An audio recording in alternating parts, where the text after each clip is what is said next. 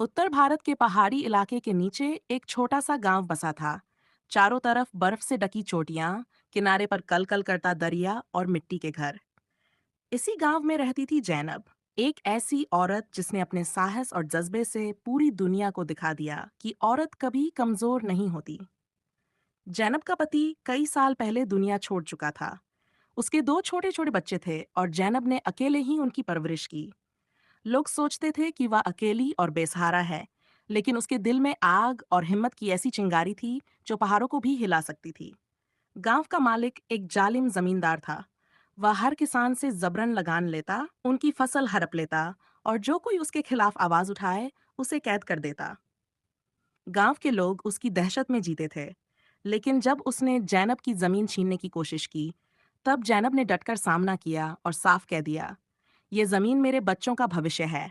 कोई ताकत इसे मुझसे नहीं छीन सकती। जमींदार ने सोचा एक औरत क्या कर लेगी, लेकिन जैनब ने हार मानने के बजाय गांव वालों को इकट्ठा करना शुरू किया। उसने औरतों को धनुष बाण और डंडों का इस्तेमाल सिखाया, बच्चों को संदेश पहुंचाने वाला बनाया और मर्दों को उनके हक की याद दिलाई। धीरे धीरे पूरा गांव जैनब को अपना नेता मानने लगा। एक रात जमींदार के गुंडे हथियार लेकर गांव पर टूट पड़े। उन्हें लगा कि गांव वाले डरकर भाग जाएंगे, लेकिन जैनब अपने घर के दरवाजे पर तलवार लिए खड़ी थी।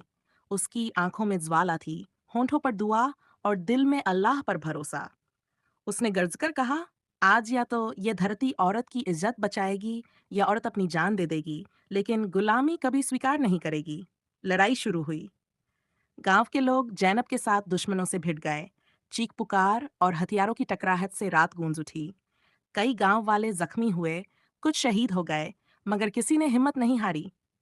जैनब सबसे आगे रही। उसकी तलवार बिजली की तरह चमकती और दुश्मन एक एक कर गिरते जाते।